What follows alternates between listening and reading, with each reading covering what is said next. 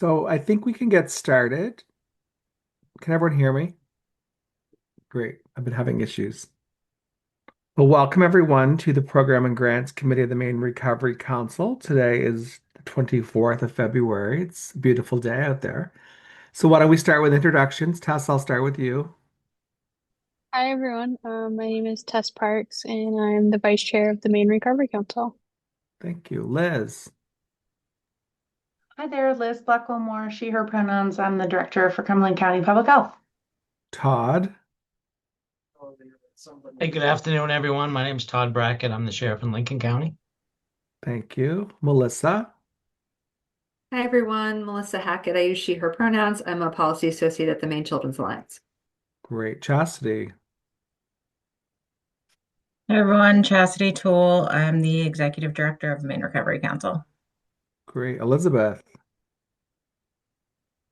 Hello, I am Elizabeth Fortier, and I am the coordinator for the Maine Recovery Council. great. Melissa or Maggie, Hey everyone, I'm Maggie McLaughlin, Director of Health and Human Services for the City of Portland, member of the Maine Recovery Council. Brendan, if you can Hi, talk. it's Brendan O'Neill from the Maine Attorney General's office. My computer updated today, and for some reason, my video is not working. So apologies. No worries. And I'm Joe Everett, the president and CEO at the Opportunity Alliance here in South Portland and a member of the council. So let's dive right into the agenda. So Chastity, I'm going to look to you. So I think first up, we're going to have a conversation about the co-chair discussion. And then or actually is MRI, is Brittany, Brittany and Ben waiting? Okay, so we're going to start with MRIA, and then we will move into the conversation about the co-chair, and then we will talk about the recovery community centers and that funding, and then we will move from there to the two proposed funding proposals, and then we will talk about other business as needed. But it's going to be a robust meeting. We got lots of ground to cover, so I'm going to turn it over to you, Chastity. Elizabeth, will you pull in Ben and Brittany from HRIA, Health Resources and Action?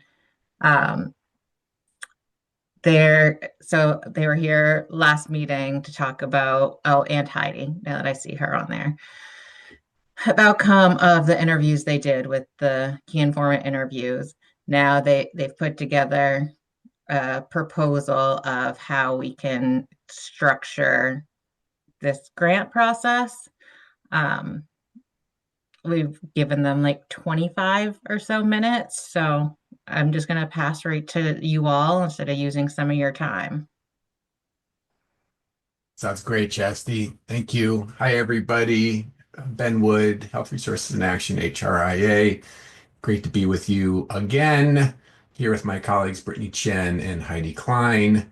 And actually going to pass it off to Heidi really soon because she's going to take it from here. But just to give some real quick framing about what we want to use this limited amount of time with you all to focus on is really the actual review process itself. So the problem and the issue that we have been having some conversation with Chastity about, that's stemming from conversations that we had with key informant interviews and several other MRC members, is to really sort of grapple with the concept and the issue of what are the benefits and what are the pitfalls of having grants reviewed in public settings. And so we've been doing having a lot of conversation and doing a lot of thinking on that topic. And we're holding a couple of things really central. We want to address the concerns that we have heard related to public review of applications. We want to maintain transparency in the overall process and in the documentation of the process. And we want to maintain the Maine Recovery Council's role as final arbiters, as final decision makers about who actually is funded. So we're trying to hold those three sort of central tenets, and Heidi's going to get into a little bit more of the nuance and the detail there. We met with Brendan on Monday, had a really fruitful conversation with Brendan. Thank you very much for that, Brendan. We can elevate some of his questions that he raised based upon the recommendations that we're providing. But first, we wanted to actually provide you with our recommendation to see what your reaction is. And our goal and our hope is that we can come to a conclusion on the way in which the MRC is going to pursue this process as soon as we can, because it really will influence how we write and design the RFP itself. So that's the setup. Real quick, Heidi Klein, we're super excited that she's part of our team. Heidi is a managing director in our grant making department at HRIA. Can provide her own introduction and her own bona fides, but Heidi provides a wealth of experience in public and private grant making processes. Had a very long career at the Vermont Department of Health in leadership roles there, and so really does know what it takes to design these types of processes in public processes. So, with that, Heidi, pass it over to you to lead the conversation. Great. Thanks, Ben, and hello all. I think Ben did ooh, I need to have my request to share my screen. Thank you very much. Let's try it again.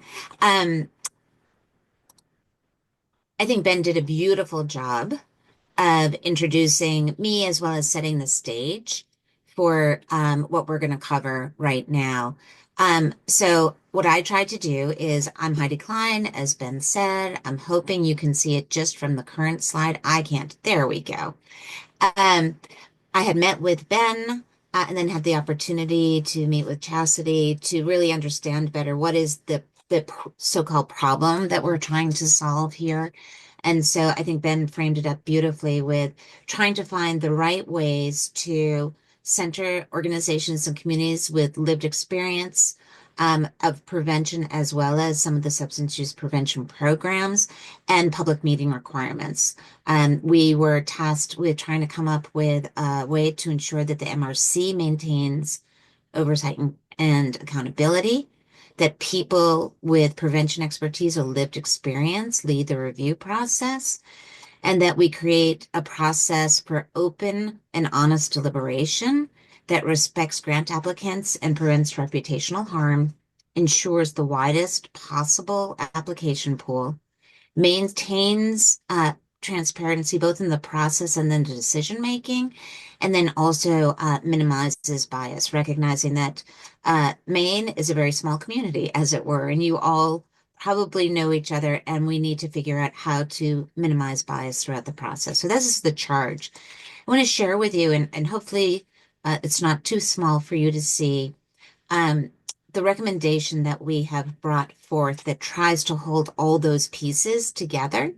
And I'm going to just walk you very briefly through what are the common stages of an application review and selection process. And I've broken it down by the step, the purpose, the process, and participants. What you'll notice is I've also highlighted places in particular where there are discussion or no discussion, since that is such a key piece in the protection and adherence to both protection of the applicants as well as adherence to the public meetings law. So screening is the first time where it's just looking to confirm that the applicant is eligible, that they meet certain criteria of eligibility, and that the application is complete. That can be all done within the application portal where people submit their applications. This is, we recommend that all that screening will be done by one person, since they'll be familiar with the system, they'll be familiar with the criteria, and there's less chance of bias if you have one person, ideally someone who's not part of your team, looking at it. No discussion. The second step is the scoring. And this is where we recommend that there's a sort of a multi-part to it. So the first, the basic is that each application is scored by individual reviewers in a system. It gets a score. This is all tracked internally. And that, but that each application is also scored by 3 different reviewers. So this is where there's some room to have some conversation, and you all would recommend who the third is, but it's very clear from what I have seen in the conversations we've had that you are looking to have one member from the MRC, one community advisor, so that would be somebody who has experience with prevention or lived experience that is not part of the MRC. And then there's room to have a third person. The idea here is really critical for a couple of reasons. This ensures that there's a balance of knowledge and understanding when somebody's looking at an application. It also helps to reduce some bias. This is all done individually. So each individual scorer, each individual reviewer does their own homework and plugs in their answers, but there is this panel so that each application gets 3 reviews. After the applications have been reviewed, it is possible to then create a composite score based on what the 3 reviewers have said, right? So you get the individual and then you get the 3, and you can see how the reviewers across have rated a particular application. That gives you an opportunity to then see where there's immediate common agreement, where there may be some differences. Oftentimes it makes it easier to then be able to say, oh, these are automatically, yes, move them forward. And these are those that need to have some conversation. And that is when we actually move into discussion, right? And this is where, again, this idea of trying to balance the voices and create a deliberative space that is not necessarily fully in the public view, but is transparent. And this was to try and adapt to the concerns that were raised previously about some of the conversation that happened in the MRC in public in ways that may not have been as productive for the MRC members as well as productive for the applicants. So in this time, what we would do is, you may remember I said there are 3 panelists for each applicant. The recommendation is that those same that same trio of panelists be assigned the same application. So say you had 30 applications, right? You could have the same trio review 10. That would be trio number 1. You'd have trio number 2 and then trio number 3. In each of those trios, there would only be one MRC member. So it would be possible conceptually to have a conversation within the panel amongst the panelists to be able to say, hey, you know what? I rated this very differently than you. Can we have a conversation about it? So that they could come up with some agreement and understanding about what the final recommendation will be. The idea is that the score gives you some indication, but you also need that dialogue to make the final recommendation. These conversations would be one MRC member, one community member, and then the third, whatever you decide. The results, that conversation, so meaning the key points of that conversation, could be recorded. They should be facilitated. They can be recorded and become part of what would be available for a public record should someone request it, so that it all becomes transparent in the end if requested. However, what's brought forward to the full MRC for the final decision is a summary and analysis. And so, for example, with a lot of clients that we work with, when we use our application portal, we're able to pull out data and reports that say, here was your total application pool, and it gives you some demographics, location, size, etc., and how that compares to those who are being recommended to be moving forward. So you can see how the dynamics change over time. This helps us to identify any areas of bias as well as document sort of how an application moves through the process. So we would have that sort of data, and then the analysis, which is a recording of here's what the deliberations, here were the strengths or the weaknesses of a particular application that was denied funding or approved of funding. We can spit it out either way. That report with the final recommendation would be then delivered to the MRC. The MRC would be asked to vote up or down based on a presentation of the results. In advance, they would be given access to all the information they might want to dig into on their own. So, for example, since they won't have reviewed all the applications, they may want to go look at an application. They would not have been involved in all of the deliberation. They can see the notes. It does require that there's a certain amount of trust among the MRC members to abide by the recommendations of the panelists and the summary of analysis. So I hope that that was clear the way I walked that through.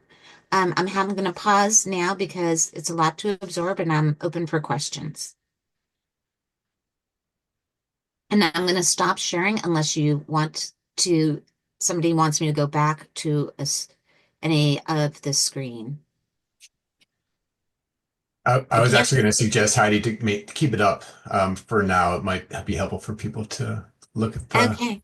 the words. And I also just want to maybe just add or clarify that the recording that Heidi was describing, I think that we need to sort of land the plane on what that actually means.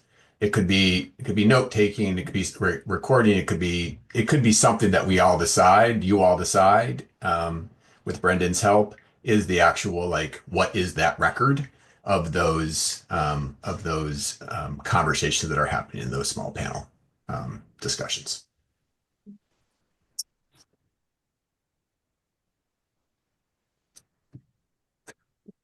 What do you all think? What's your initial reactions to this?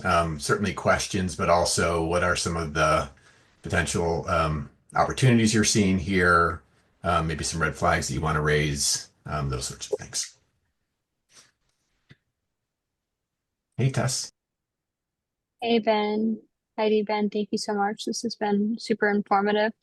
I just had a question around pre-scoring. Will the reviewers and council members that involved have some training or TA to just try to avoid having a situation where maybe we end up with a huge variance amongst the three scorers because there wasn't any level setting of how the Absolutely. rubric should be applied? Sure. Thank you, Tess. And a lot of it is so, in fact, I think it would be very beneficial. I'm not sure what has been used in the past, but very beneficial to ensure that the MRC writ large is involved in being very clear what are the criteria for scoring, right? And then and what are the markers of that? Like, how are they going to know if they see what they're looking for? So in general, when we work with grant makers or panelists, what we will do is we do an orientation of all of the full process of what is in the RFP, what is in the application, what are they looking for in the review criteria. We also do a little bit of bias training.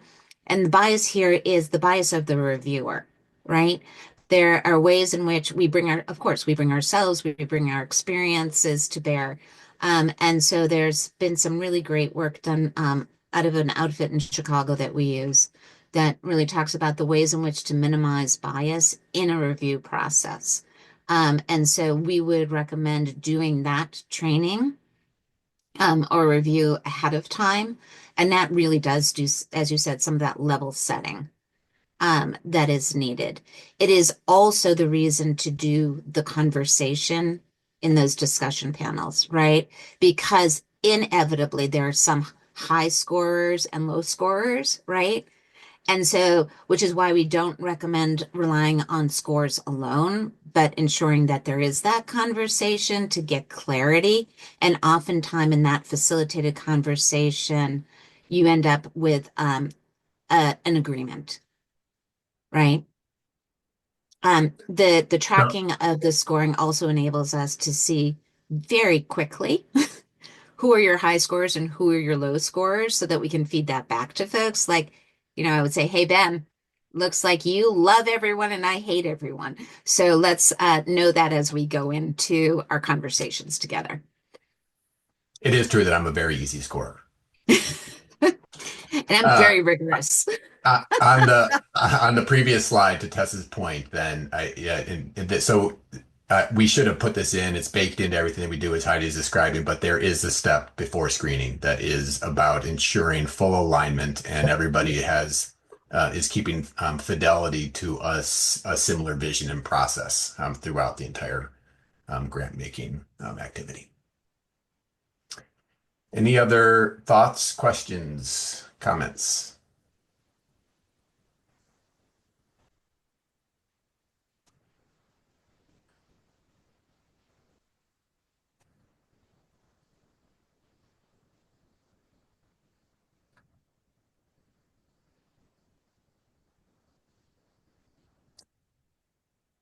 We could take silence in a couple of different ways. One of which, oh, Liz. All right. I was gonna say that it is very possible that this people just need to sit with this.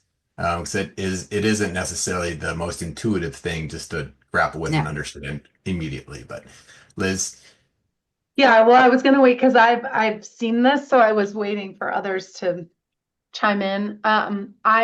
Because I really feel like you've threaded the needle really well of transparency and honoring the complication of the potential harm that could happen for an open discussion that's public and in real time public, not in notes public, for a request. So I feel like, especially when thinking about the next slide in the discussion process, I just feel like you've threaded the needle really beautifully. So for me, it really rings like it feels like it would work really well to do the things that we want to do, which is in the end really have good governance. And I think you've threaded the needle on creating good governance. So thank you. thank you, Liz. Maggie, I think I saw your hand next. Yeah, my silence was that it looks fantastic. That's what that meant.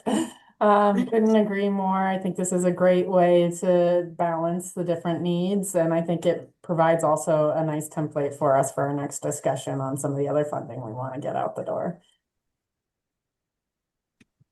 That's great, Maggie. Thank you. Todd, please.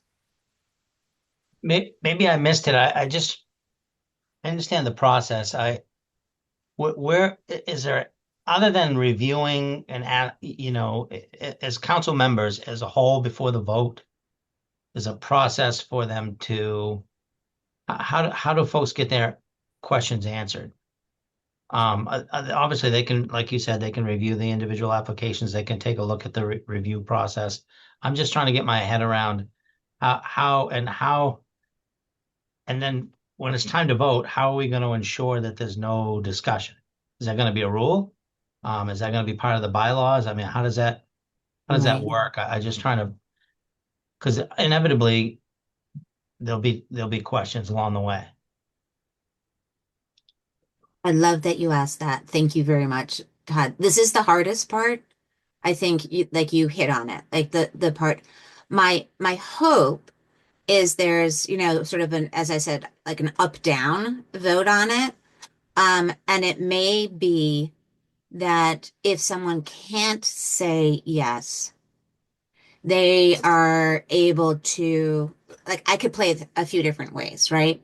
One would be people could ask their questions before the meeting, like we set up office hours or set up an opportunity to ask questions ahead of time of a non-MRC member, right? But of whoever's putting together the reports. That would be number one. A second op, so I'm going to just brainstorm here for you, Todd. Okay. The second one would be in the meeting. The alternative in the meeting would be someone could say yes, no, abstain, I have questions, right? Because some people are going to have to abstain if they have a conflict of interest, right, on a particular recommendation. And so if they have a question, we could conceivably, Chastity and team, catalog the question, right? And then commit to doing a follow-on, which is here's the answer to the question, and then come back to vote on that particular entity late at a future time. So there's ways that we could creatively cook it in, but as you've said, as you found, and you heard perhaps remember me saying, this design depends on the MRC members entrusting their fellow MRC members to be in strong deliberation and to trust the process of the panelists, which will include non-MRC members and their recommendations. So it really does need endorsement that this process is thorough, it's rigorous, it's unbiased, and it is best serving the public.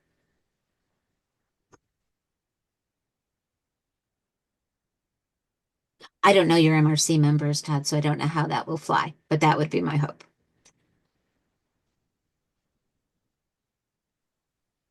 Thank you, Heidi. Thank you, Todd.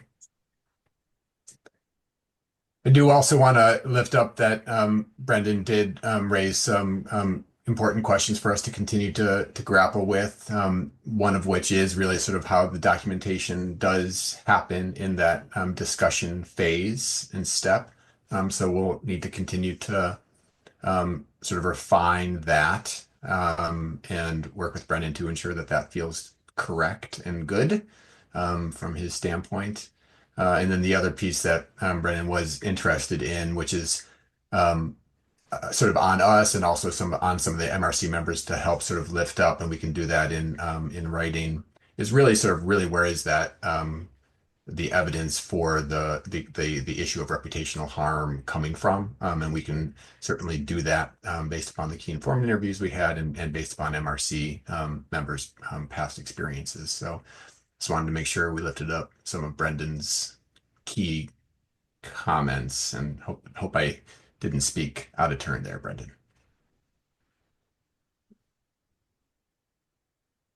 If I'm calling on people, Brendan, please. Yeah, thank you. I just didn't want to jump ahead of somebody else. No, Ben, you described it very accurately. Thank you. You know, I can definitely see and appreciate the needle threading in that discussion phase. And you know, we talked yesterday. You described my concerns. You know, and for disclosure to the council members, you know, I'll need to kind of work in my office a little bit more on this specific proposal to, you know, get to a point where I can make a, you know, recommendation to the council about it. I keep reflecting on the proposal, and it occurs to me that I want to make sure that the RFP itself has sufficient disclosures to applicants about what the level of transparency is that they are subjecting themselves to, and the extent to which it may be different from other processes that they may be used to. And one question that I want to raise here, hopefully this isn't unfair, but I'm also happy to just continue the conversation on the side. Can you sort of walk me through, is there a scenario in that discussion phase, the recommend finalists, where the three panelists have come together and they've scored a particular application in a particular way, and then following discussion, that applicant or the application is it possible for that score to then be lowered as a result of or raised as a result of the discussion? Mm-hmm. And you know, um as I understand it, the scoring will be as objective as is possible, I suppose. But here in this discussion phase, it'll be a little more subjective. Is that right? So it could be that the discussion phase does impact particular applicants, and I guess a question that I keep Mhm, coming back to is, will the public be able to follow why mhm. that score changed? Yeah, then if it's okay, I think I can answer that. Um, yes, Brendan, it can change. My experience is it often, not often, but sometimes does change because if you put Ben and I in the same team and we have very different ways of scoring, but we actually might share the same views. We might change our ratings collectively, right? So that it very well could change from high to low or low to high in there. What is important is documenting the rationale for moving something forward based on the criteria of the scoring. So it's less about the score, the number, it's the criteria. Because in that discussion, they are intended to speak to how an applicant met, exceeded, or didn't meet the criteria of excellence or the criteria of whatever you're looking for in your applicants. So I think what I would argue, actually, Brendan, is that it is less subjective than the individual scoring. Because the individual scoring is bringing one person's perspective on how to score. It is either equally or less so objective, subjective when you bring people together to have a conversation to make sure they are interpreting the scoring criteria the same, that they are agreeing about the level at which an applicant has been able to demonstrate that they have met um, the criteria. So that actually is a very, very important leveling and opportunity to ensure that it's not based on one person's subjective evaluation, but really reflects the collective wisdom, experience, and same rationale across reviewers.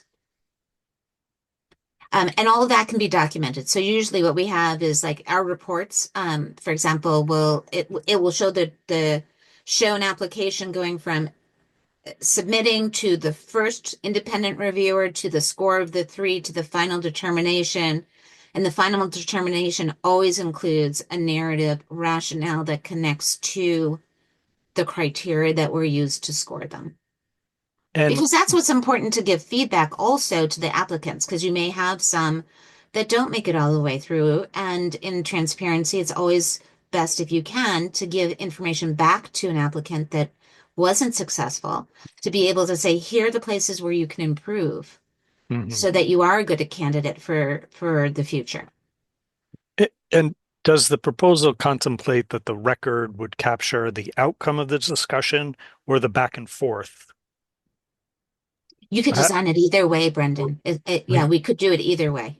we could design it based upon the collective will of the council. I would say, Brendan, this is very similar to grant reviews I did at Mass DPH all the time, and basically what Heidi's describing is the level 3 review stage that happens after two initial steps of staff level review, and it's that level 3 stage where you're really sort of, as Heidi is describing, ensuring that everybody's actually on the same page with each other about how they did their reviews prior to, and it's where you can also potentially layer in additional criteria that would be publicly known too. Like, so if there's equally weighted applications and you want to make sure that there's funding in every single sort of geographical space in the state, like those are the final sort of considerations that can be made because of course there are limited dollars, right? And in our case, the record was fairly limited in terms of like what the documentation of that final level 3 decision was, but we can make it what we want to make it, right? Thank you. Can I just add too, I think, Brendan, I think this issue is the thing that really, where I really appreciate this, because this is where I think we failed the last time. I think last time, because we didn't have discussions about the scoring, all the biases that might have been put in just stayed in the scoring, right? So I heard people when we were talking in that large group, I heard people saying, well, but I really like them. So I think because they do good work. Well, but it wasn't related to the actual criteria that was for the section they were in. And so I respect that. And also, I think it's in the discussion where you get people saying, well, wait, what did you know they do that? Where was that in their application? Show me what you mean by this, or let's, so we can be verifying each other and really actually rooting out some of the biases that come into play when you're doing the reviews, so that you have to explain your scoring in a way that holds you accountable to the criteria, not to your beliefs. So I think that we were missing last time. And, and Liz, I thank you. That's helpful. Um, I think, part of my work is to try to separate the issues of bias and transparency. Mm-hmm. I have um, the the public access law is very, clear, sort of strong on transparency, and to the extent that the proposal can, accommodate, either eliminating or minimizing bias while respecting that public interest mandate or the public access mandate. I think that's what I, will be trying to work with everybody on.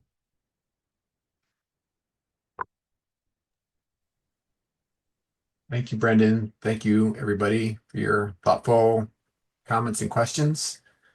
Chastity, I think we're probably taking up as much of your meeting as we should. Um, so I think for our next steps, we'll continue to refine. We can have some back and forth with Brendan, and then Chastity, I believe you're taking it from there, right? In terms of like really what the final decision-making process looks like. Yeah, I think so. We'll connect and hopefully we'll be able to have the final, like, full recommendation to bring to the full council at the March meeting. But primarily, I think we can do everything else ourselves between us. This is excellent, guys. This is really good. Really Hey, love the thanks process for as having well. us. And thanks for joining us. Last meeting was great too, and this is really going well. So thank you so much. Thank you very much. Have a good rest of your day. Bye bye. Thank you Bye, all. all. Thank you.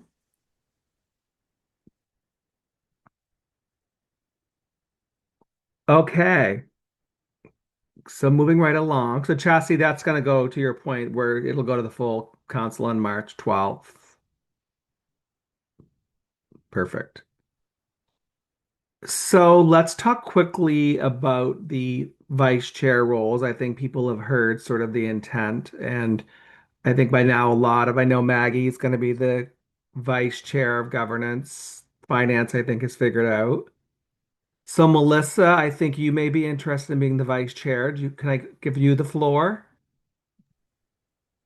You can give me the floor, Joe, and we'll just see if my Zoom's been a little laggy. So if I have to go off camera, I will. But no, I just really appreciate the opportunity to lean into opportunities to support the council and recognize how much good work happens through the Program and Grants Committee, and just want to be of service to all the good work you all are doing here.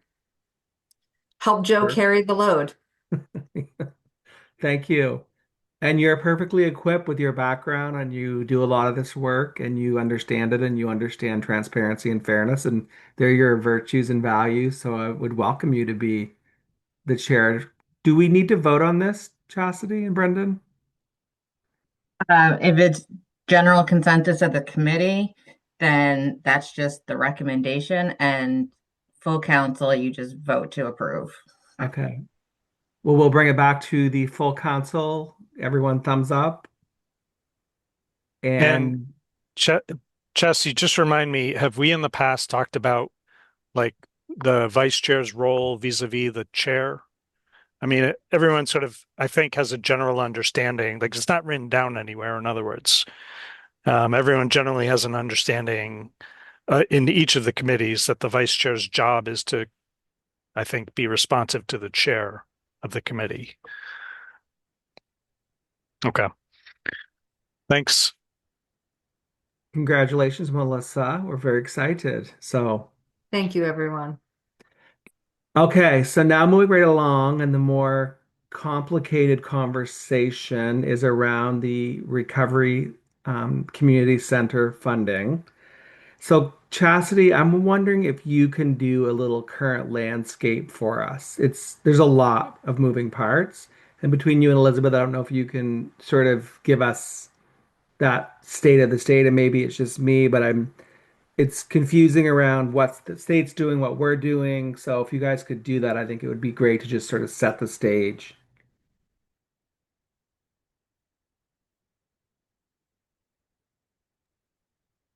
My computer didn't want to unmute. Also updated today. I've been having problems nonstop. So good times. So I think realistically, what it comes down to is all of the centers, now that the state RFP process is done, has been awarded, it comes down to there were 8 centers that aren't getting state funding. And that's what we reviewed at the last meeting.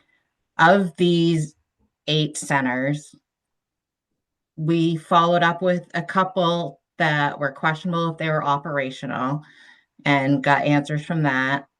One of them is Recovery Wellness Center, that is our first contract that we ever did and is going to be the first to close or first contract to end. And when it ends, they have a risk of closing. There's been a few of these that have told us they either are closed, in process of closing, and they're kind of in their dire need point. Elizabeth, you want to pull up those amounts again, like on the share on the screen, the ones Yeah, not that's great. awarded? Yeah, just a second. I don't have that open, so it'll just take me a second. Yeah. So when we look at these in the updates, we reached out to peer-to-peer. They were one of the ones that applied for state funding and then they withdrew their application, and they still consider themselves operational. My interpretation from their response is they're working to be operational, like they're rebuilding and finding a space, building a board. So they did shut down. They're trying to reopen, but aren't fully operational at this moment. Project Connect, which is the VOA, they have closed the recovery center. So not operational, but still offering services in their area, doing recovery coaching, smaller scale. So wouldn't fall in the recovery center piece. So I think we pull them out of this conversation completely, but they will be a separate conversation because of our contract with them for Twilight House, and that's back burner. So just keep that part in mind. And Angel's Wing, they reached out to us this morning and said, which very interesting timing, truly. They're closing their center because of not getting the state funding and having no funding March 1st, hoping it's temporary, but until they figure something out, they don't know. So we asked them, we told them, we're having these conversations. What do you need for funding to be operational for 1 year? So they gave us some updated amounts. So these amounts that we see here now, some we have updated amounts for, some we don't. Angel's Wing, that number now, they say 212,000 for a year one, 232,000 for year two would allow them to stay open and operate for the next year in the Lewiston area. RWI, they gave us a couple different numbers, and what we could figure from it is 155,000 was the average of what they need per year to be operational over the next 2 years. They're the only ones we got anything from. So your conversation comes down to looking at Coastal, Franklin, peer-to-peer, Save a Life. Nope, sorry, not peer-to-peer. Everyone with peer-to-peer and BOA on this image. And from that, I'm going to let it all go back to you all. No, I lied. Deb is going to put together some numbers from finance. However, those will not be ready until the full council meeting. We're meeting on Thursday to go over some of that, and she'll bring some numbers. In talking to her, there was a proposal from finance that why don't we just fund everything that they requested from the state, and she said she was neither for nor against that, but was worried that doing that was one going to be a longer process they didn't have, and would really be us doing the off-cycle funding that we haven't figured out. So we'd be dipping our toes in how to do that. And she thought if there was a way for a lot of them that we did some funding that we could do contract amendments for what we already fund them for, that would be fairly quick and easy process. And possibly just an amount across the board for each of them to make it fair and equitable. Now I'm done.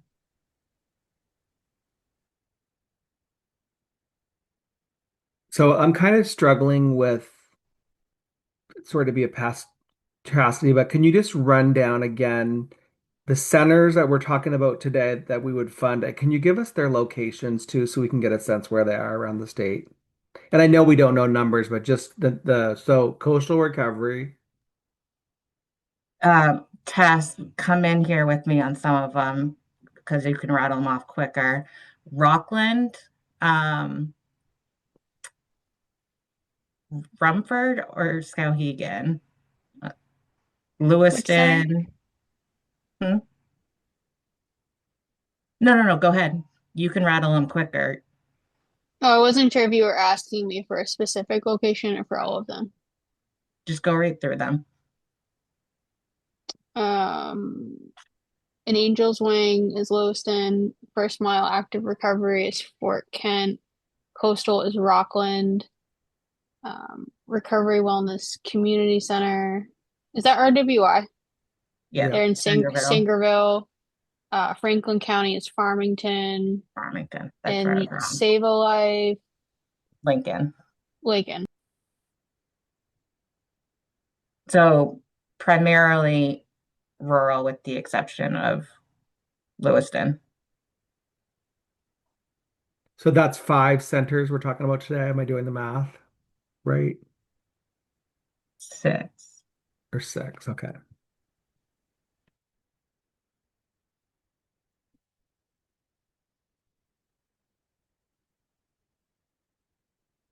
So I ask a what's question? I'm sorry. sure? Yeah. Look, go ahead, Amber. So I guess my question is say we give these individuals this money and it runs through 2027. What happens when this money runs out? Like, are they coming back to us for even more funding to continuously keep these centers open? Not, I don't want anyone to take this the wrong way. I love recovery centers, but how are like, where's their sustainability through it, or are we funding them from here on out? That's the question of the day, Amber. Thank you for asking. Tess. Thanks, Joe, and thanks, Amber. I think that's a really valid question. Um, I wish we had the dates up here for when these centers opened compared to the centers that were awarded the state RFP. Because when you're opening a recovery center, it's not designed like a business. It's all peer-led services. So there's no billable services for the most part. And when you're opening up a recovery center, it takes time to build relationships with, say, the local credit union. to get donations. So I think to your point, if we were to do a gap funding for a shorter period of time, whether that's 1 or 2 years, yes, there will be some centers that may close, but we could also give centers a fighting chance to either maybe make it to, I don't know, I wish Deb was here to say when the next RFP will be, or if anything, give them more time to establish themselves in their communities and build up their ability to compete in an RFP, fundraise, or tap into other sources of funding. Because looking at this list that I'm seeing, I know many of them are relatively new in terms of when they actually opened their doors.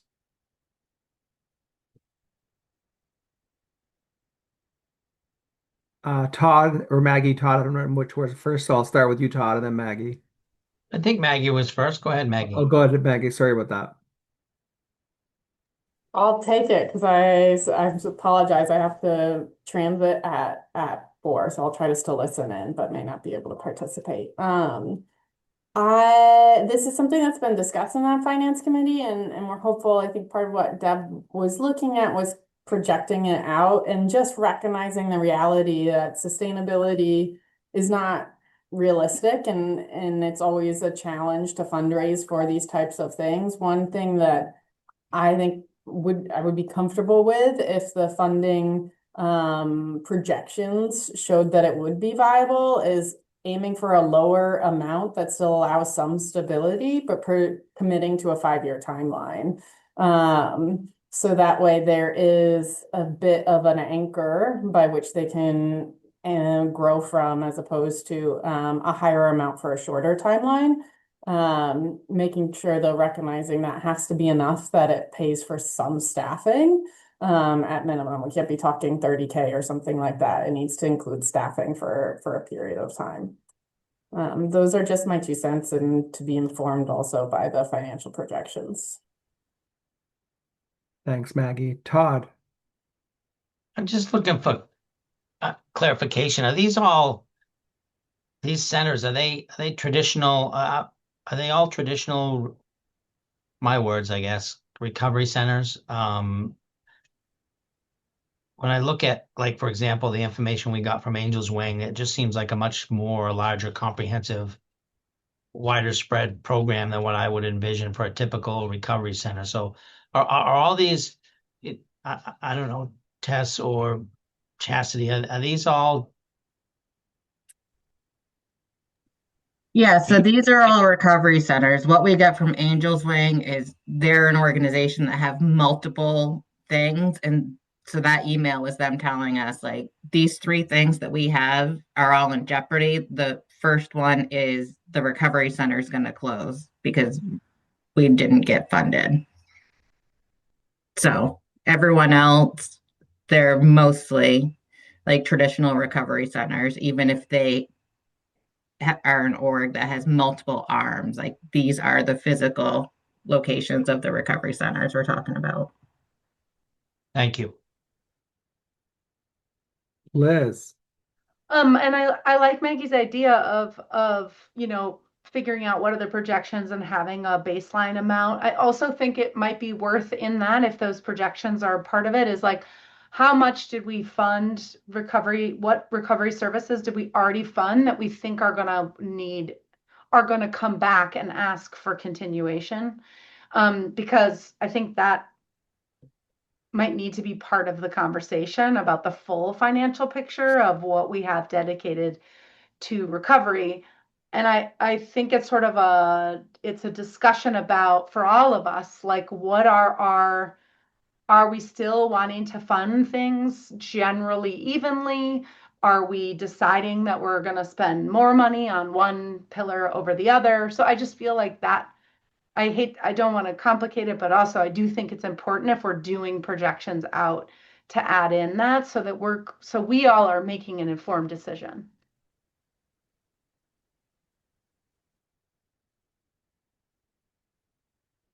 I agree with everything that's been said, and I just wonder, Chastity, like I think at the council meeting we talked about urgency.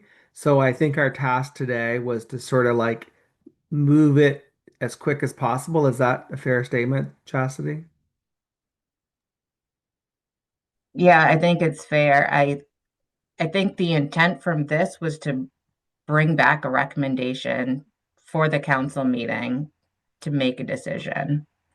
Um, and it's a two-part because I think one part of it is RWI, and then the rest of it is these as a whole. And just if you want to share, you can share the feedback that Pat sent you as well, just to get that opinion out there also.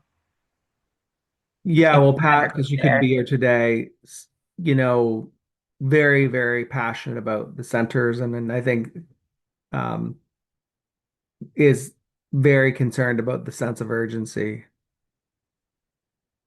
and their needs and what'll happen without the funds because they don't have any other funding. And I guess what I need to sort of like be prepared to vote at the next meeting is what the combination of everyone has just said around. I like how Liz and Maggie laid it out, like, the projected need for each, their baseline amount. I'm just repeating back, Liz. How much recovery money have we appropriated and where are we at with that? And then pillar priority. So, and then I think just a little, if we could sort of put together a one pager, I think it would be helpful for the council to have that in front of them. And then Chastity, if you could like break out kind of the other centers that are not in play, that would be helpful for me. I struggle that it's a bit, um, I just, there's a lot of moving parts, I guess. Melissa.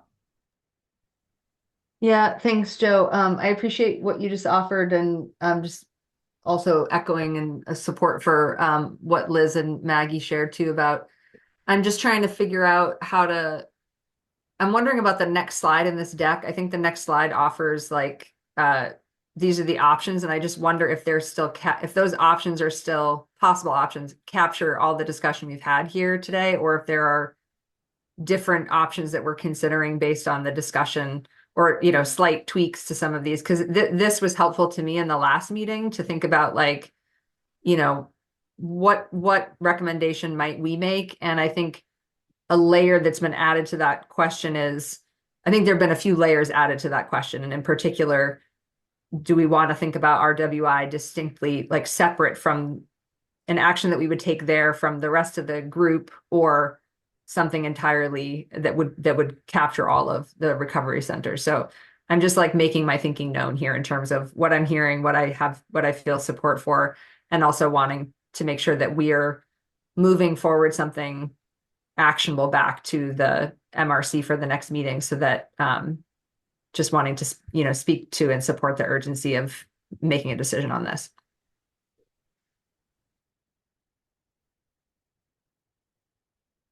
Thanks, Melissa. So could we maybe work on framing out what's our proposal?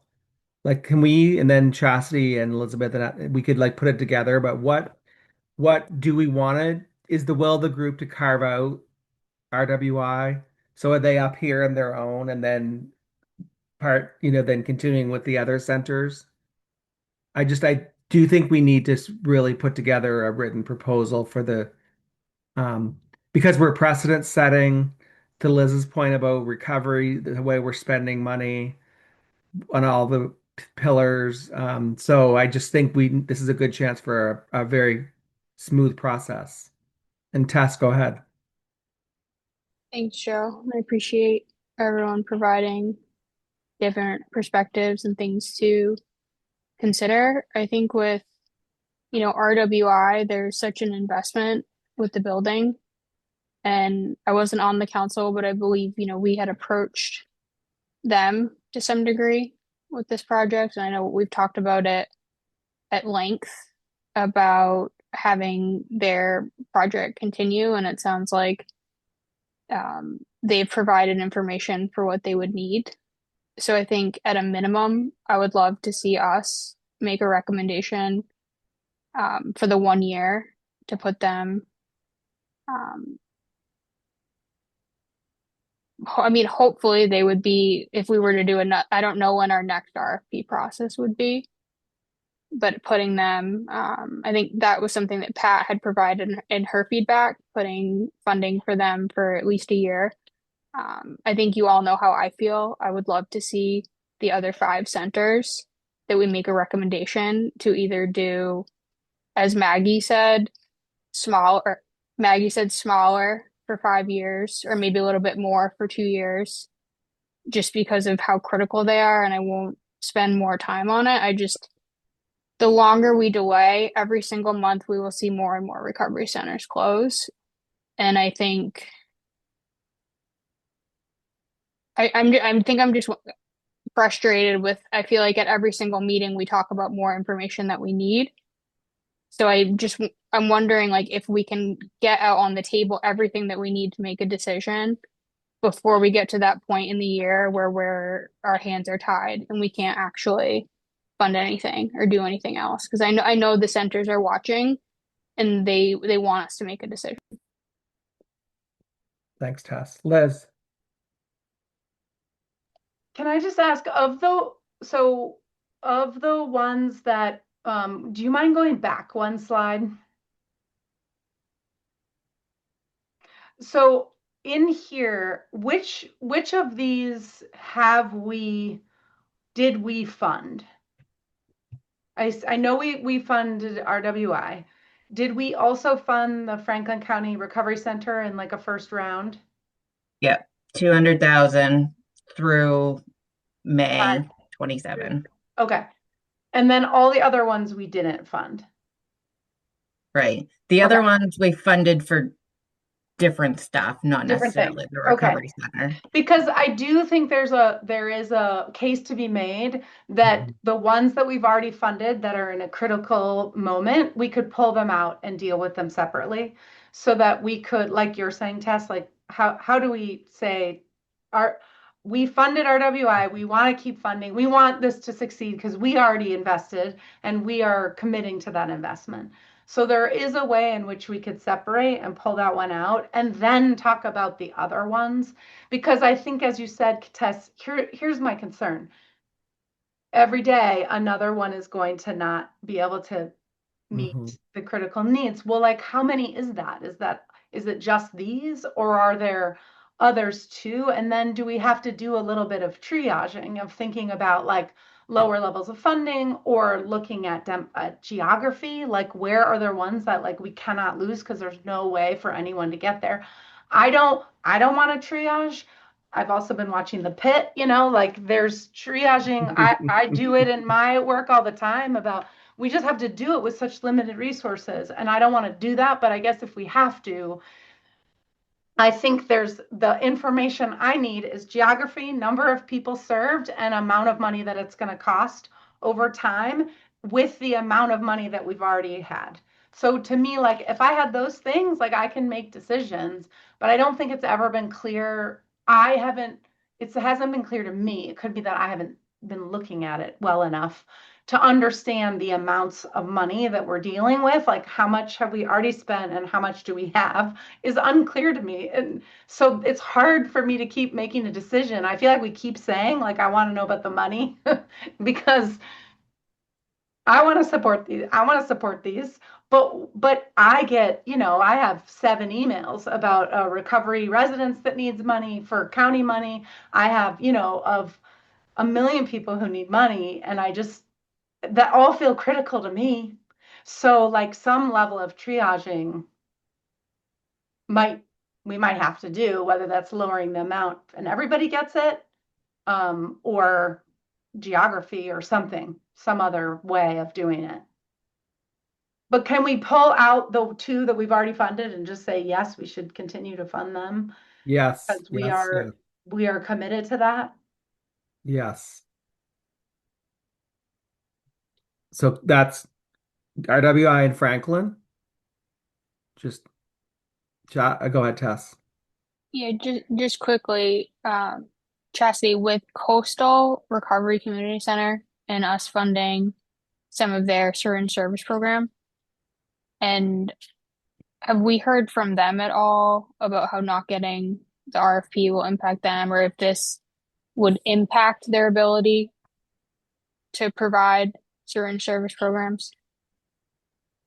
No, we had not heard from them. Um,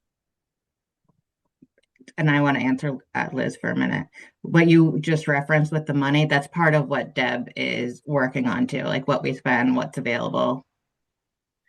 Totally. I just mean I know she's working on it. I just mean it is hard to make decisions without it. And so I'm not trying to delay or stall because I hear your frustration, Tess, and I have it too. And it's not about it's I guess I just am like we set precedent and now and then I guess then we just decide we can't do other things because we've spent the money. So I mean that's an option too. If we And decide I'm actually okay with that option. So for me, um, sorry if I'm cutting you off, Tess. I think that I could right now say RWI for sure. Yes, let's move it. But I would like to say, I'd like to be able to recommend that we're recommending to the full council to move these forward on March 12th or whatever that day, and that we will show up on that day with a what like to your point, Tess, to stop the conversation. Here's like Liz, I keep quoting you, but here's the geography served, here's the amount, and here's the people served. And to not let it go on for 2 hours. We know these places are not going to make it if we don't fund them. But I do think that it's a good opportunity to sort of take stock of where we are at financially and what we're doing. But I would just think all we're doing is sort of showing up with supporting evidence with our recommendation. Because we know, like, if we sit on it's just they're not going to make it. I mean, they don't have lines of credit. They're not big providers. Um, I do struggle a little bit. Then I'll stop talking, Tess. So you can. I just think the same amount for everyone is tricky. People have different operating budgets. Location matters. So I just throw that out there. And Tess, go ahead. Yeah, I think I don't know if it was at finance or program and grants. I think I had suggested or threw out the idea of, I'd love to hear from these six centers an updated operating budget, what they would need based on changing circumstances. Because I too, Joe, was a little bit hesitant by the idea of just one amount would work for each center, but also recognizing at the same time the clock is ticking.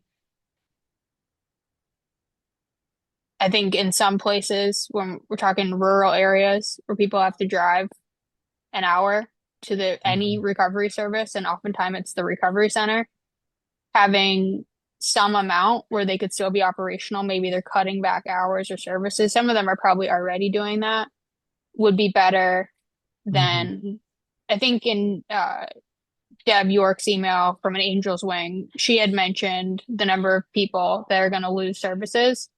So, I mean, I don't know if this would be too much of a lift for MRC staff, but maybe having some of that information that, to Liz's point, like number of people served, people that could lose services, and if we were uncomfortable with selecting an amount, asking for budgets. But I think it also comes back to if not enough of us actually want to move forward with that gap funding, 2 5 year, whatever number years of funding, I also don't want to put that out there if that's just not something that we agree upon fundamentally as a group. And it's been hard for me to ascertain where people are actually at on it.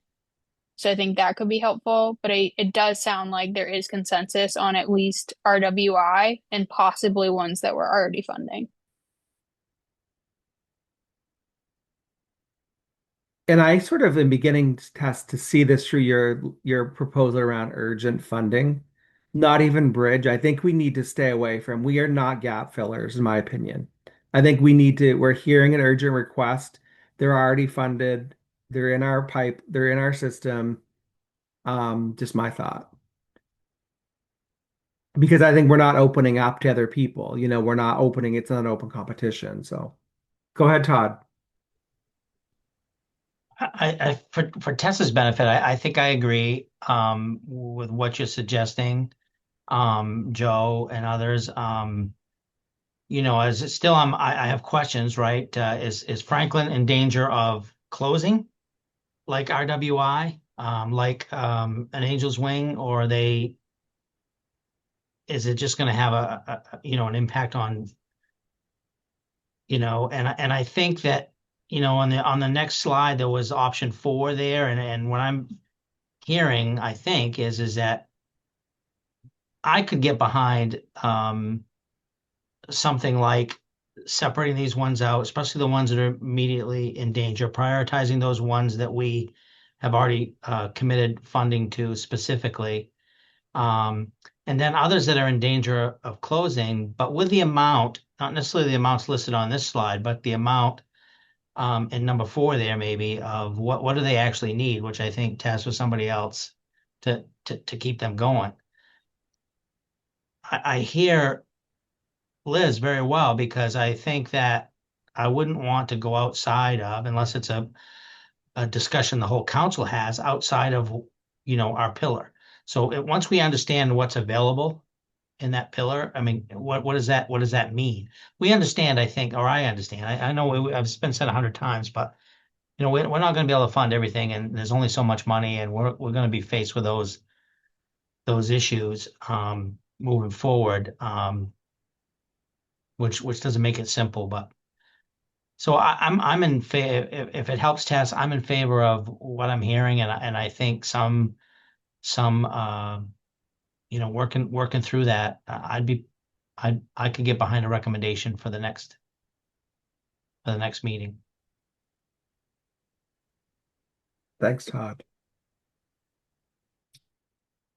So Chastity, as the one doing this work, is it possible to pull together kind of like a one pager, not too much work, with some just here's the center, geography, number served, here's their need, and then the status? Like if we don't put this on paper, I just don't see it. The council, it'll be just another conversation. So I think we really need to put something in writing and as soon as possible.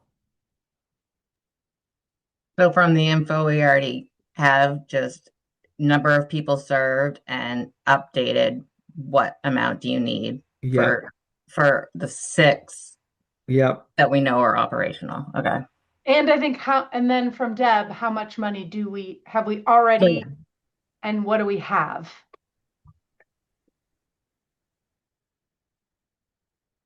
So I think with that, we're prepared to make a recommendation that we support funding these 6 centers, and also prioritizing might not be the right word, best word.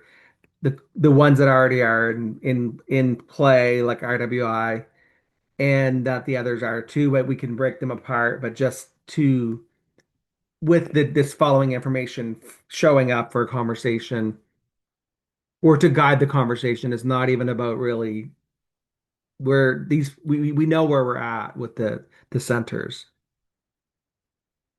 Tess. Yeah, and just really quickly, I apologize for talking so much.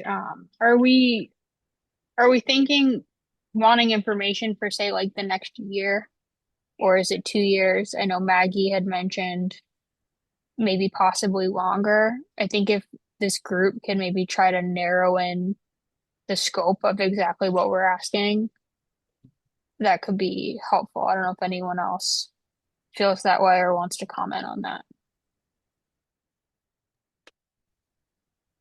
Well, I think in general terms, and that's a tough one to answer, right? I mean, I think I'm going back to our original budget. We had decided to try to spend X amount every year. You know what I mean? Some upfront, and then of course, try to make this last as things go in. So I mean, until we have some of those, I think for me right now is I need way more information before I would be interested in committing to a 5 year. Just understanding better where, and what does that do to the other pillars, and what does that do with, funding as a whole. I think in the mean, and I think at some point we have to really, not that we haven't, but we have to clearly send the message that there's only so much, there's only so much we can do. We're not going to be able to, fund these in perpetuity. I know it's a challenge for them, but That just needs to be really clear, I think. Thanks, Todd. Yeah. Liz. Yeah, Tess, so I agree with Todd in that, like, without more information, it's hard for me to say, like, yes, in this moment we should fund it. So I think we're trying to like balance the needing information that Todd is talking about to be able to say, like, yes, we should do it for longer, and urgency. So if we're going for urgency, like maybe we can do like the thing we vote on is a 1 year, let's get this going, and then we can be working on what does that mean for us long term and how do we support that? You know, I'm a huge fan of longer term funding. It's just so much better for people, for organizations doing the Mhm. work, to count on that money and not have to be worrying they're only 6 months in and now they're worrying about and writing again 6 months. So I'm a huge fan and would totally vote for it. I just need to know this dollar amount that we're working with, so we know, okay, we're saying this much to recovery, and here's how many people are in the pipeline who are going to want more money too, because we already funded them. Because if we're kind of setting this precedent that we want to keep things going that aren't going to, so they, because we invested in them. So what is our current investment that we think is going to continue? And then this new round, and then what does that mean for these that are really at financial problem that to stay afloat? And can we do 3 to 5 years? I would be into that. Yeah, I'm with you, Liz and Todd. I think that we need at least year one and year two so that we get a sense. And the only thing I think about like long term, and I'm 100% with you, Liz, on predictability in the 5 year is that it's hard. Like that's at TOA, we're asked to do that a lot with federal grants. And it's a little bit of a crystal ball exercise, but I think if we could, this might help the centers even to start thinking that way. And then we could invite them to give us sort of a 5 year projection. But if at least we had one in year one and year two, that would be huge. And then we can continue this conversation and really like with them. Like this is worth convening them to sort of talk about like, and also like the state, where are they falling in this? And again, it's not um we're not here to solve that problem, but I think it is in their day-to-day life, it's a problem, not knowing where that money's going or staying or so Chastity and Brendan, do we need to make any recommend or what do we need to do to sort of get it to the committee or to the full council? I mean, I don't think you don't necessarily have a full motion you're putting together anyways. It's just gather more information, right? No, we're recommending that they get funded. Um, and I'm trying not to use the word based, but I think, and we're recommending that these get funded, and we're going to have written information that will be brought to the council to help finalize to get to yes, more or less. I mean, I think you all have a consensus, so you can just make that recommendation to the full council. Okay, recommended. And Yeah, I don't mind, Chastity. I can like work with you around kind of a frame, but I think it's a simple like ding, ding, ding to be able to get it out to the council so that we can move it. yeah. Okay. Okay, good, good, good, good, good job, everyone. Okay, so the last agenda, the big agenda item is the two proposals around grant process. Um, so Tess started, and I'm gonna I might be your word, but it's sort of urgent funding, right, Tess? And then Todd, you proposed last month sort of a one-time amount or whatever. Um, so when I last time I had talked about could they be blended together, and then when I looked at them, I don't think they are blendable. They are very different. Um, One of the things that I'm really, and Pat wrote a lot in her email that I'm really stuck with is that this capacity issue. And to me, we have money and we need to invest in staff. It's getting old to say, well, we can't help people because we don't have enough staff, and oh, we can't move this. And I think Chastity and Elizabeth, you guys are just, it's not possible. I think there's, in most organizations, there's division of labor, and the fact that we're depending on Deb, who has an enormous day job, to do all the financial stuff, I think that's really hard. So I say that because I don't want capacity to be the killer of these two really great grant process ideas. So I don't know how we move that. I don't know where we are with the retreat, but I just it's really hard when we don't have enough human resource capacity to actually do the work, and we're doing great work, but we need more. And anyway, so. I opened the floor to sort of where we think we're at with the two great proposals that we heard about. Joe, if I just a suggestion, do whatever the committee wants, but I I think Tessa's proposal should take priority. I think it's more, if we run a shorter time, um, yeah, I just think that we just spent a whole, Hmm. 45 minutes talking about something that might fall within that category, and I think we're going to see more and more of that.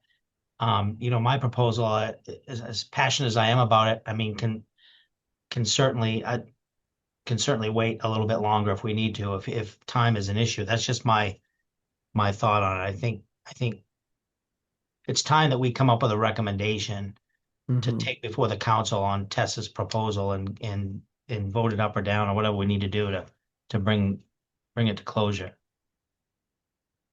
Agreed. Other thoughts? Tess. Thanks, Joe. Thanks, Dad. I was actually gonna say I would be willing to pull my proposal off the table and work on Todd's. Because I think Joe, like, you bringing up capacity, like I think that is one of our biggest barriers as a council of what we're expecting our staff to be able to do, and what adding some type of urgent, I'm hesitant to even use that word, off cycle, maybe there's a degree of emergency involved. I mean, that was kind of when I was writing up the policy as someone that is not an expert in grant writing, not even close. Just thinking, what are some variables or key metrics that organizations are meeting where they would even qualify for applying for something like this? And I think we've had so many robust discussions on different ideas where there seems to be some level of consensus of wanting to have a process. And we've talked about smaller amounts, urgent funding. But for me, it comes back to we can have hopes and dreams, but I think maybe a starting place is what is our capacity? And also, when are we going to start meeting with the consultant where we're going to have the retreat day where we can talk about Mhm. like what, because I think a part of going into that program and grants can also be describing Mhm. this is something that we would like to be able to do. What is the capacity that would match that? Those are just my Thanks, Tess.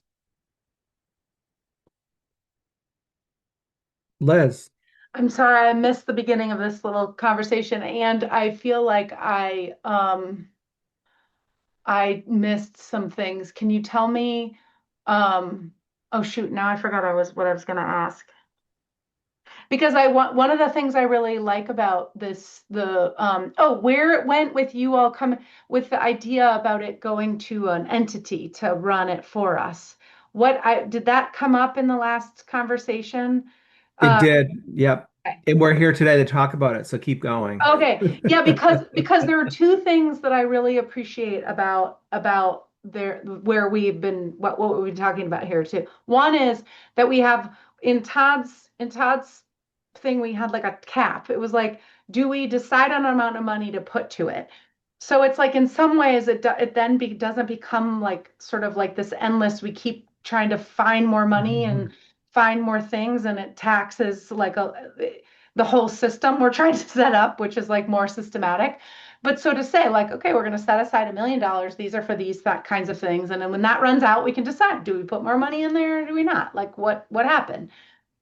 I like that idea to have a cap. And then two, I love the idea of seeing if there's an organization that can run these for us and that and I don't know how that goes into our need to, I don't think we have to be involved in every single tiny decision to say, like, here are the priority things that we want to fund. It's these 5 things, and then have somebody else run it for us.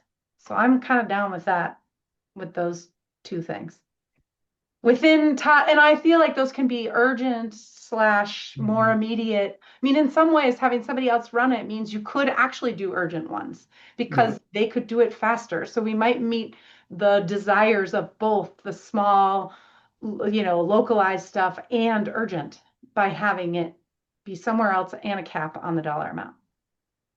I love it. Totally agree. Chastity. Sorry, I got to keep my camera off. So Friday was like a national call where other states were on, and it was specifically about this. A lot of the examples they shared wouldn't work for our structure, which is unfortunate, but some things they did talk about. It was New Jersey, like they have an emergency fund where they keep 500,000 in it every year, and it can actually be used quickly. Like the first stuff was xylazine related needs, and they were able to just like move it to places they already fund specifically for this. And when it's out and it adds back in the next year. Another state, this is like combining all our things. They had like 3 tiers. They had up to 5,000, and then 5,000 up to 50, and then 50 plus resource funding, organizational projects, and transformative projects. A lot of them are more state system based, so they're able to move between state systems. But I think we could combine some of those things and talk to MEHAF, Maine Community Foundation, somebody to set something like that up for us and then pay them a fee. Because when we talk about like, we don't have the resources, it's also not just like Elizabeth and I, it's also AG Finance. And it's been asked before, like, could we pay to have a finance person in there? And no, because they'd have to be AG staff, not MRC staff. So our lack of resources is more than just our lack of staff or capacity. Sorry. Well, the idea with an outside entity is that they'd get a check and they could do all the deliverables. And I'm with you, Liz. I think then it could be blended. I think there could be a funding with like A, B, C, whatever chassis, everything that you just said, and we could just keep replenishing it. And like all these foundations do that. They already have exactly what we're looking for. So I think um, that's probably the quickest and gonna bring the most results. And for us is to look at an entity that can do that. And like soon. So how do we move that? Like we need to start looking. Do we need to write an RFP? I mean, what are the steps to get that cooking? Todd, go ahead.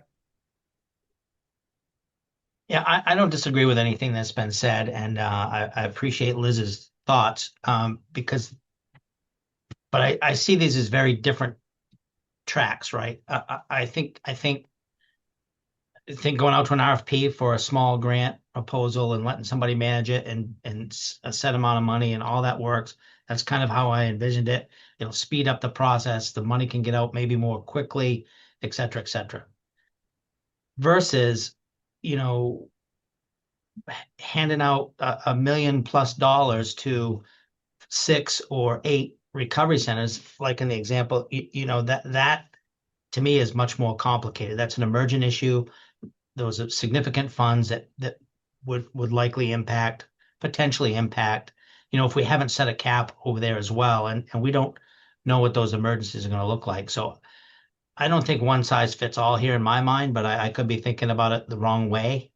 I think it would be going out to RFP and stuff like that, hopefully would be a relatively simple process with the RFPs already done. It would have to be tweaked, but you know what I mean? I don't know, but I just see them as two very different processes, Joe, and you seem to be blending them a little bit but I'm not sure I understood you. So I just, because I'm just concerned that they're just different animals.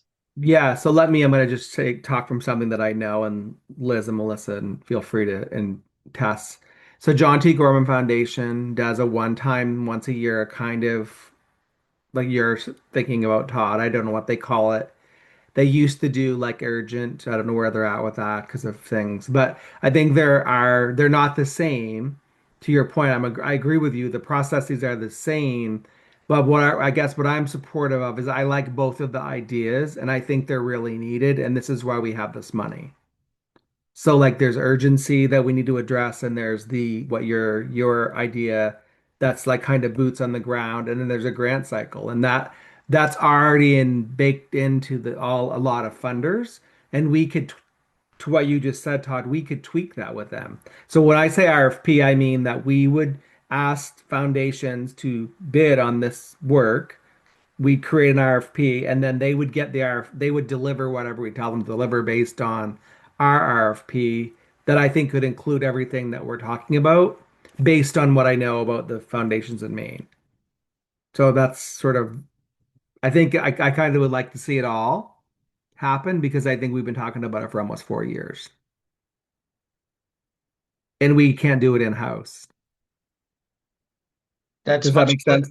It does make sense. Thank you. And I think for Chastity, as far as capacity goes, if we do that, I mean, I just hate to see us slow down. I hate to. I'm respectfully, Tess. I disagree with pulling your idea off the table. I mean, maybe we'll morph it, kind of like Joe just. But I think that part of this is going to drive capacity. So if we don't keep them both going, it's going to be hard for us, or more difficult to understand what capacity do we really need to get this done. Additional capacity. So I kind of see them as parallel tracks. Hmm. Totally. Tess.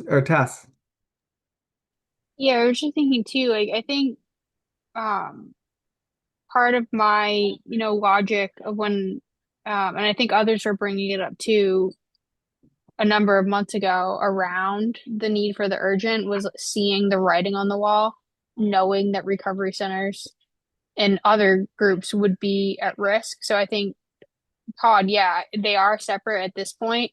I think I had wanted us to have a mechanism in place by now, and I understand that that's just not possible because of capacity.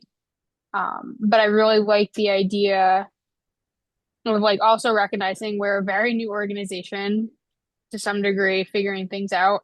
But I do like the idea of a longer term contracting out with a third party that can move quickly, but also recognizing I am in support of taking some action around the recovery centers for all the reasons I've listed out over the past 6 months. Like I view them as critical infrastructure for certain parts of our state.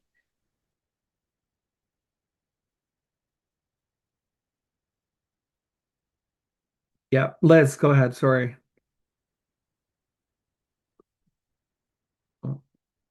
I'm talking and I'm muted. I guess I'll say I feel like we're doing it right now, right? Like we're dealing with a really emergent thing that's happening. We're also talking about how do we create a RFP process that's outside of ours that we can do small stuff or quick stuff. I think my concern is based on, I think I'm basing it off of all the requests I get every week for money, for opioid settlement money. If we open up I just know we won't be able to meet we will be inundated with requests because this is such a massive problem. And I think I'm just so conscious of that. So I feel like if there's a emergent theme that happens, we're gonna address it like we are with, and it's not ideal, But if you open up for like a full emergency, like off cycle, here's this thing, it's going to be never ending and a giant pile that is going to feel like we just can't solve that one. So to do this as like a, a set amount that's set aside, somebody else says that it's fast, and these big themes that come up, we just address them. It's not ideal, but honestly, I get so many tests. I just get so many. And I have to respond every time. Like, I'm so sorry, we don't have any money. I'm going to put you on the list if we put an RFP out. And I have an ongoing list that's coming. And that's just from my county that's super resourced, a super resource county with most of them, the municipalities that also get opioid settlement funds in it. So I can't even imagine what it'll look like if we open it up. So that's what I guess what I'm bringing and why I worry so much about it. I agree, Liz, but couldn't we have a conversation like we're having with HRIA? Like I think these folks, Well, I think small group, small like the Todd's recommendation will fix a lot of this stuff. Like to Mhm. have those folks will be able to apply for that money. The Yeah. folks that have reached out to me, it's the big pots of money that I feel like we need to talk about as a group. Like, what do we want to do about people who need $500,000? Like that doesn't feel like that's just an emergency request that we should get through a RFP, an off cycle RFP process. That's like those. Right. And So we gave Milestone 1 million. right, and we're doing it with our, but that's what I'm saying. It's not it's like we're doing it now with the recovery centers because Yeah. they're big giant requests. They can't go Right. to somebody else to deal with them. We have to deal with them, and we have to look at our budgets and figure out, can we make that happen and can we make that work? Yeah. Todd. I'm sorry. I don't know if you saw my chat. I have to go. I've got to drive to Damascata for 5 o'clock commitment I can't miss. So this is a great conversation. I like where it's going. I hate dropping the ball right now. I don't know if you guys are going to make any decisions, but I think you got the you know what I mean. Or we as a group are going to make a decision, but I think you get the gist. I like the direction we're heading in. I don't. Yeah, I I like. guess what I would like to empower this group to do and recommend to the full council is that we are going to drill into this. We're not sitting on our hands. Like we need to bring this back and we can work on it between, but we have got to put together a framework for the three things that we've kind of talked about that are not the grant cycle. Liz, your point is dead on, those big urgent. Then there's Tess, your proposal and Todd's, and I think we are in agreement that that needs to be outsourced to someone that has the infrastructure and capacity to do it. But I just don't want it killed. I don't want to go to the next council meeting and it doesn't happen. Like I think we're the program and grants committee. I think we need to just take that and a lot of us, our time is coming to an end, and I'd love to see this in place during this council. So I think that's what I would say is that we're going to work on it, and we need to. I will bring it back to the council as to let them know or to recommend that we're moving that way. Liz.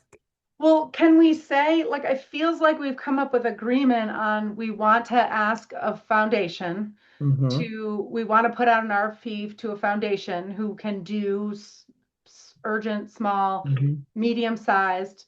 We Yep. we want to set aside a certain amount of money that gets set aside each year Mm-hmm. for that. I don't know what that amount is. We might have to have a discussion about that.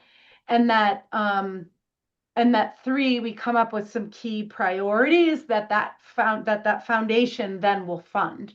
So it's not like just open-ended anything. Maybe it's Right. like a few key things that get, can we just, are people in agreement? Are there other things beyond those three that I just said that you would add? No, that's great. So could we make that as a recommendation? Mm-hmm. So you pin that for a second. Chastity's hands up, and then Um, for folks not in Todd. finance, Deb, as her and Daryl are working on developing an operational budget. One of the things that she shared the other day is a set schedule that we have, and some of this also wraps into that, like January through March, budget prep, allocation planning, April to May, prepare and release RFPs, and that's when like we could accept off-cycle requests. And it goes on. I'll send what she sent to Joe and I earlier, but it doesn't necessarily affect this conversation. Just want you to be aware of the parallel that's also happening on the other side, because hopefully they'll all tie together. Yes, I think they do really well. And I did, Liz, can you say that again just for the Yeah, record so that we could make that sure. recommendation? I was just kind of writing it down in a chat. I think it was set aside a certain amount of money for urgent needs within certain levels of funding. Like we'd have to come up, like I like Chastity, they had the under 5,000, below 50,000 and above, like some version of that. So set aside, but first it was set aside a certain amount of money. Is it 500? Is it a million each year? Something in there. And then set up, put out an RFP for a foundation to host the grant making process, and then for the council to come up with priority areas for that foundation to fund. That's probably not the right order. We need to come up with the priorities before we put out the RFP, but anyway, I'm writing it down. That's great. Write it down.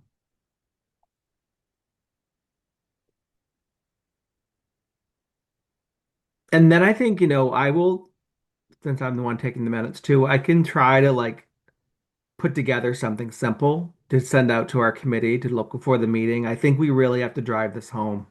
It's the only way it's going to happen. If we just sort of keep talking, but I think we got concrete today in a different way. And I think and we're working around capacity challenges with working with the foundation. Tess. And I just want to express gratitude for the group. I feel like we're really working together to try to move something forward. And I think there are so many really great ideas and paths forward. And if there is an idea that we're all coalescing around and that we could move forward, we could focus on that and have, at least maybe 6 months from now, we have a process in place that's working and functional. And that will just set the table for even the next council where maybe they can build on that instead of all of us we're going to come up with 4 different processes. I think maybe trying to focus on one that also, like as everyone has mentioned, actually falls within the realm of acknowledging capacity, where if we could have another organization do this, that's going to cut a lot of red tape. For sure. Amber, what are your thoughts when your location? Are you able to talk or say something that you may be driving? Oh.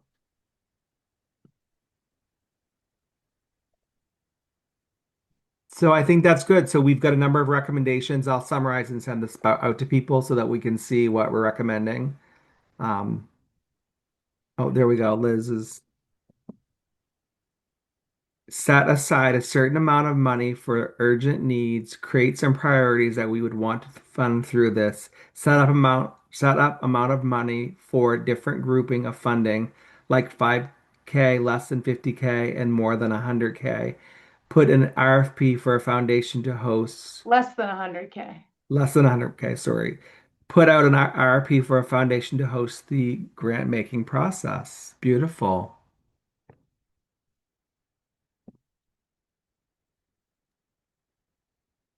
Okay. And thank you, Tess. I think it's been really good too. We're making hay. We're doing it. We're doing it. We're doing it, damn it. Any other new business, any other business we want to bring to the council? I do. Chastity. The last meeting, I think it was the last meeting, the talk recently of how do we share more from our grantees and what they're doing. Well, in very ironic timing, we've had some grantees reaching out saying, hey, we're closing year one. Could we come present and talk about like what we've done and whatnot? how do we all want to do that?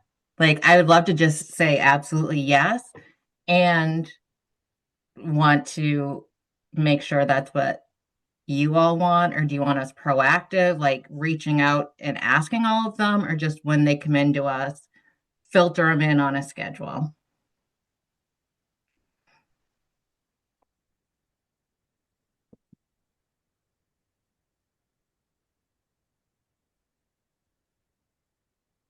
And then I froze immediately. Hmm. Chastity, as the executive director, I think you get to decide, in my opinion. You're working with these folks, you know, if something really like inspires you, I think you run with it. But I think this is your call, in my opinion. And if a council member has a really great thought, we can bring it forth. But I think you get to decide, in my opinion. I can run with that. Because you're amazing. You're juggling 400 things. I don't know about amazing. We're surviving, Joe. I know it's a lot, but to hopefully we can get some of these things today, ideas concrete in place concretely.